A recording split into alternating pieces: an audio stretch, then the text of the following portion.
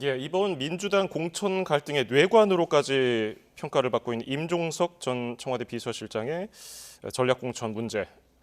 내일 27일에 결론을 내겠다는 게 안 위원장 발표인데 네. 이해찬 전 대표가 이재명 대표 측에 네. 이 임 전 실장 공천을 당부했다는 얘기도 있던데 이 점에 대해서는 어떻게 보십니까?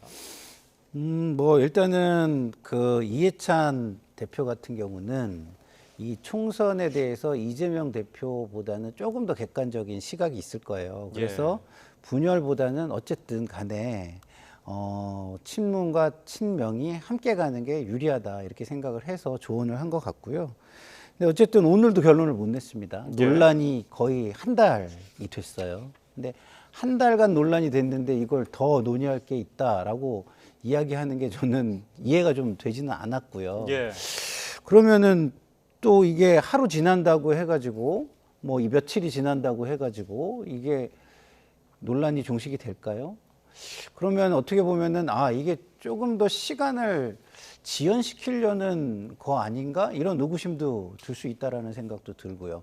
어쨌든 이게 좋지 않은 논란이기 때문에 만약에 방향이 이게 지연 전략이 아니라면 빠르게 결정을 하고 뭐 욕을 먹으려면 빨리 욕을 먹고 욕 먹는 기간도 단축을 시키거나 조기에 종식을 시키거나 그런 생각을 해야 되고요. 어쨌든 좋게 해결을 하려고 하면 좋게 해결하는 것도 빨리 해야 긍정적인 어떤 단합의 효과도 더 빨리 가져올 수 있고 또 단단하게 만들 수 있는 시간이 존재하는 거기 때문에 이거를 질질 끊는 이유는 저는 개인적으로는 이해를 좀 하기가 좀 어렵다 이런 생각이 들었습니다. 그러면 임 전 실장 예전 지역구인 중성동갑에 그대로 해줄 거냐 아니면 당의 기존 입장대로 송파갑에 계속해서 의사를 타진할 거냐 어떻게 결정날까요? 근데 저는 이제 이렇게 끄는 이유는 해줄 마음이 아까 말씀드렸잖아요. 지연 전략으로 저는 개인적으로 좀 보이는 거예요.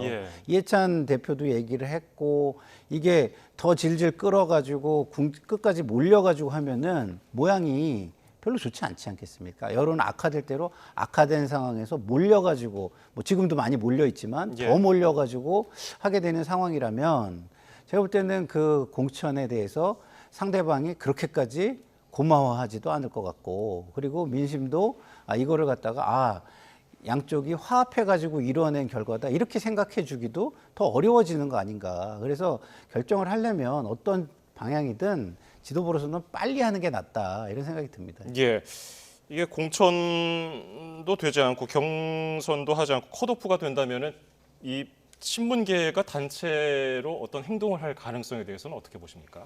뭐 저는 당연한 거라고 보고요. 자, 보니까 우리가 벌써 이 임종석 이슈를 다룬 지가 한 달 됐습니다. 제가 이 자리에서 다룬 지도 벌써 한 달이 다 됐는데 한 달이면요. 선거운동을 해도 엄청나게 하는 시기입니다.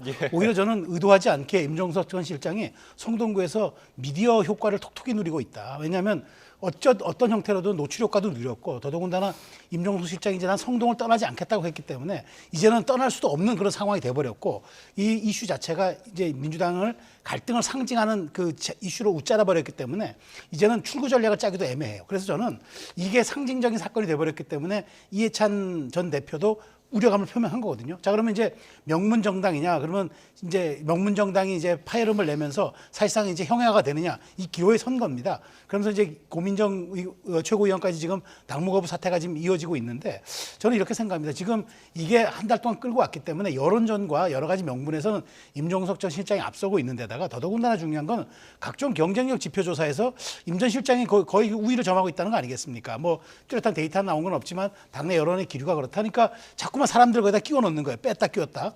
그런 측면에서 저는 이미 여론전에서 명분 싸움에서 임 실장이 이겨가고 있기 때문에 민주당이 최소한 경선이라도 붙여주는 명분을 갖춰줘야지 그냥 컷오프를 시켜버린다면은 저는 민주당은 정말 걷잡을 수 없는 수렁에 빠져들면서 내홍이 내전으로 갈 것 같다는 생각이 듭니다. 예, 고민정 의원은 임종석 전 비서실장을 공천하지 않으면 안 되는 상황이다.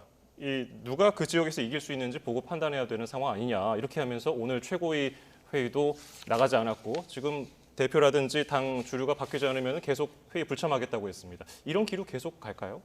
뭐 계속 가는데 고민정 의원이 지금 최고위원회 참석하고 안 하고가 무슨 그렇게 중요한가요? 제가 볼 때는 이거는 고민정 의원은 만약에 저런 어떤 행위에 진정성이 있으려면 자기가 손해보는 어떤 결단이 수반되는 걸 해야 제가 볼 때는 효과가 있지. 예. 지금 최고위원회 뭐 나가서 하는 게 고민정 의원한테는 오히려 더 부담일 거예요. 지역 가서 열심히 뛰는 게 훨씬 낫지. 그러면 저 같은 사람이 볼 때는 아니 그냥 뭐 본인이 이제 친명으로 또 이렇게 불려지기도 하잖아요. 그래서 친문에서 친명으로 뭐 약간 갈아탄 느낌 같은 거에 대한 본인이 일종의 뭐 예의, 친문 진영에 대한 예의 차리기 정도로뿐이 안 보이는 행위예요. 예.